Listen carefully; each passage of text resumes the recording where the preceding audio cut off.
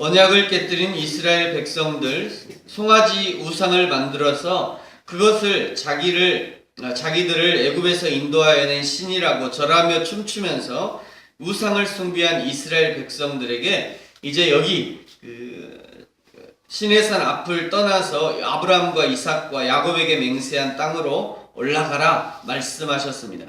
그러나 3절에 보시면 나는 너희와 함께 올라가지 않겠다 말씀합니다. 왜냐하면 이미 너희들이 우상을 숭배하는 모습을 하나님이 보셨기 때문에 행여라도 여호와 하나님이 길에서 진멸할까 염려합니다 라고 말씀합니다. 우리 인생에서 무엇이 가장 큰 징벌이겠습니까? 건강을 잃은 것이겠습니까? 돈을 잃은 것이겠습니까?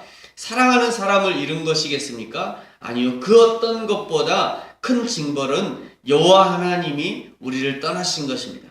여호와 하나님이 나와 인생에 간섭하지 않으시는 것, 그것이 가장 큰 징벌인 것이죠. 창세기 4장 16절 이하에 보시면요, 너무도 화려한 한 가문을 소개하고 있습니다. 바로 가인의 가문인데요. 가인의 가문이 얼마나 화려하게 소개되어 있는지 모릅니다. 가인의 후손들은요, 승승장구했습니다. 가인의 후손 에녹, 셈의 후손에 에녹이 있는데요. 가인의 후손에도 에녹이 있습니다. 에녹이라는 사람은요, 최초의 도시국가 신도시를 만들었습니다. 가인의 후손 라멕이라는 사람은 최초로 일부 다처제를 실행해서요, 많은 자녀를 낳았습니다. 또 가인의 후손 야발이라는 사람은 최초의 농장식 목장을 만들어서요, 어마어마한 부를 쌓았습니다. 가인의 후손 유발이라는 사람은 최초의 전문 음악가 가문을 이루었습니다. 또 가인의 후손 두발가인이라는 사람은 최초의 전문 제조업을 만들어서요, 전문 제조, 거기서는 이제 농기나 농기구를 만들기도 하고, 철로 어떤 기구를 만들어서 거부가 되었습니다. 그러나 그들이 세상적으로 아무리 큰 부자가 되고 세상에서 높임을 받고 사람들로부터 부러움을 한 몸에 받는다 할지라도 결정적으로 그들은 여호와 하나님을 떠나 있다고 성경이 말씀합니다. 창세기 4장 16절 이렇게 말씀하죠. 가인이 여호와 앞을 떠나서 에덴 동쪽 놋 땅에 거주하더니 가인이 여호와 앞을 떠났다 라고 말씀합니다. 여호와 하나님을 떠난 인간은 스스로 만족하며 살 수 없습니다. 반드시 여호와 하나님을 대체할 무엇인가를 찾게 돼 있는 것이죠. 어떤 사람은 명예를 쫓아다닙니다. 그 명예가 여호와 하나님을 대체해서 자신의 목마름을 해결해 줄 것처럼 명예에 목숨을 걸고 명예를 쫓아가지만 결코 인생의 목마름을 해결할 수 없습니다. 어떤 사람은 쾌락을 쫓아다닙니다. 육체적 영적 쾌락이 하나님을 떠난 인간의 외로움을 달래줄 것처럼 생각하고 쾌락을 쫓아 살지만 결코 쾌락이 하나님을 대체할 수 없다는 것을 곧 알게 됩니다. 어떤 사람은 하나님 대신 물질을 찾아다닙니다. 그 물질이 하나님 없어 공허해진 자신의 마음을 채워서 만족감을 줄 것처럼 목숨을 걸고 물질을 찾아다닙니다. 그러나 아무리 물질을 소유한다 해도 마치 목마름에 바닷물을 마신 것과 같이 그 인생의 목마름을 해결할 수 없는 것입니다. 이것이 하나님을 떠난 인간의 실상이죠. 그래서 프랑스의 수학자이자 철학자인 파스칼은 그의 팡세에서 인간은 영적인 존재이다. 사람의 마음속에는 하나님만이 채울 수 있는 빈 공간이 있다. 물고기는 물속에서 살아야 하듯이 인간은 하나님과 함께 살도록 창조되었기 때문이다. 그래서 그 하나님이 아니면 인간의 그 빈 공간을 채울 수 없다. 이렇게 고백하는 것입니다. 그럼에도 불구하고 죄로 말미암아 하나님을 떠난 사람들은 다른 것으로 그 공간을 채우려고 노력하는 것입니다. 사랑하는 성도 여러분, 혹시 지금 공허함을 느끼고 있지는 않으십니까? 그래서 무엇인가를 갈망하고 계시지는 않습니까? 오직 여호와 하나님을 찾으시고 오직 여호와 하나님으로 만족하는 저와 여러분이 되어지기를 예수님의 이름으로 축복합니다. 오늘 4절에 보시면요, 하나님께서 내가 너희와 함께 올라가지 않겠다고 하시는 그 준엄한 말씀을 듣고 백성들이 슬퍼했고 그 몸을 단장하지 않았다라고 말씀합니다. 일반적으로 몸을 단장하지 않는 것은요, 누군가의 죽음을 애도할 때 단장하지 않는데, 지금 이스라엘은 여호와 하나님이 자신들과 동행하지 않겠다고 하는 말씀을 듣고는 그것이 곧 자신들의 죽음과도 같은 상황임을 나타내고 있는 것입니다. 이스라엘 백성들이 자신의 몸을 단장하지 않은 것을 보신 하나님이 5절에서는 너희의 장신구를 떼어내라 말씀합니다.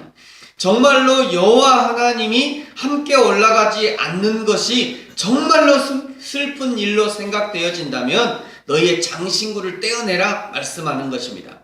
왜냐하면 슬퍼하는 모습과 장신구가 어울리지 않기 때문입니다. 하나님은 죄로 인한 슬픔을 그들의 삶에서 바르게 표현하기를 원하고 계시는 것이죠. 하나님의 요구를 듣고 이스라엘 백성들이 자신의 몸에서 장신구를 떼어냈습니다. 우리 6절의 말씀을 같이 한번 읽겠습니다. 시작. 이스라엘 자손이 호렙산에서부터 그들의 장신구를 떼어내니라. 아멘. 금신상을 만드느라고 반지와 또 목걸이와 여러 가지 금으로 된 장신구를 떼어내었음에도 불구하고 아직도 장신구들이 남아있다는 것은 그만큼 출애굽할 당시에 많은 은금 폐물을 가지고 나왔다는 것을 알 수 있습니다. 우리도 여호와 하나님 앞에 설 때 우리를 장식하고 있는 화려한 장신구들을 떼어낼 필요가 있습니다.